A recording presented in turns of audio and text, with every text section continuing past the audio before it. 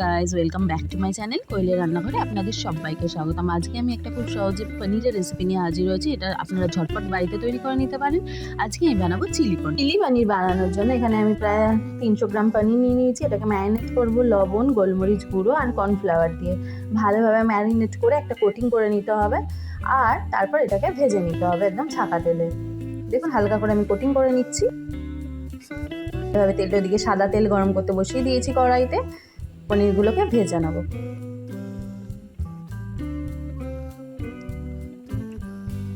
দেখুন লাল লাল করে ভাজা হয়ে গেছে মোটামুটি পনিরটা, আর বাকি পনিরগুলো আমি এইভাবে ভেজে নেবো। এখানে আছে পেঁয়াজ, ক্যাপসিকাম, টমেটো, কাঁচা লঙ্কা চেরা আর আদা কুচি, রসুন কুচি।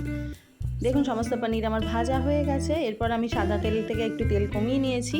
ওই তেলেই আমি রসুন আর আদা ফোড়নে দিয়ে দিলাম। একটা সুন্দর গন্ধ বেরোনো যখন শুরু হবে, সেই পর্যায়ে আমি পিটেলস করে কেটে রাখা অনিয়ন আর ক্যাপসিকামটা অ্যাড করে দেবো।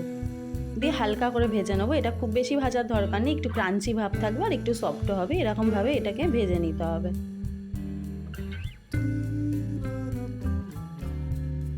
দেখুন একটু সফট হয়ে গেছে ব্যাপারটা। এই পর্যায়ে দিয়ে দেবো টমেটো, দিয়ে দেবো কাঁচা লঙ্কা, দিয়ে ভালোভাবে এটাকেও সটে করে নিতে হবে সমস্ত কিছুর সাথে। কি কালারফুল দেখতে লাগছে তাই না ব্যাপারটা।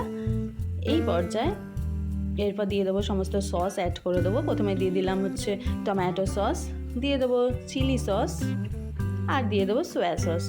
সমস্ত সস দিয়ে ভালোভাবে ভেজিটেবলসগুলোকে আরেকবার ফ্রাই করে নিতে হবে। সমস্ত ভেজিটেবলসগুলোকে আমি আরেকটু ফ্রাই করে নিচ্ছি। পর্যায়ে দিয়ে দিলাম একটু চিনি, এটা একটু ঝাল ঝাল মিষ্টি মিষ্টি ভালো লাগে। আর দিয়ে দেবো অল্প একটু জল, যাতে ভেজিটেবলসগুলো সফট হয়ে যায়। জাস্ট একটু সফট হয়ে আসলে ভেজে রাখা পনিরগুলো এই পর্যায়ে অ্যাড করে দেবো। খুব বেশি সফট করার দরকার নেই, ওই যে বললাম একটু ক্রাঞ্চি ভাব ভালো লাগে। যারা ড্রাই চিলি পনির খেতে চান তারা এই পর্যায়ে এই প্রসেসটা থামিয়ে দিতে পারেন। আমার একটু গ্রেভি চাই, তাই জন্য আমি একটু কর্নফ্লাওয়ারে জল গুলে এই পর্যায়ে অ্যাড করে দেবো। দিয়ে সমস্ত কিছুর সঙ্গে ভালোভাবে মিক্সড করে নেব। তারপর একটু জল দিয়ে এটাকে ফুটতে দেবো। ওপর থেকে দিয়ে দিলাম আর একটু গোলমরিচের গুঁড়ো স্বাদের জন্য। এটা ফুটে গেলে, 1 ফুট হয়ে গেলে আমি নামিয়ে নেব, কারণ কর্নফ্লাওয়ার দিলে এমনি জিনিসটা বসে যাবে। তারপর ঠান্ডা হয়ে গেলে সার্ভ করব। দেখুন তৈরি হয়ে গেছে চিলি পনির। একদম পারফেক্ট কালারটা এসছে আর দেখতেও দারুণ হয়েছে। অবশ্যই বাড়িতে একবার তৈরি করুন, ঝটপট তৈরি হয়ে যাবে চিলি পনিরের রেসিপিটি।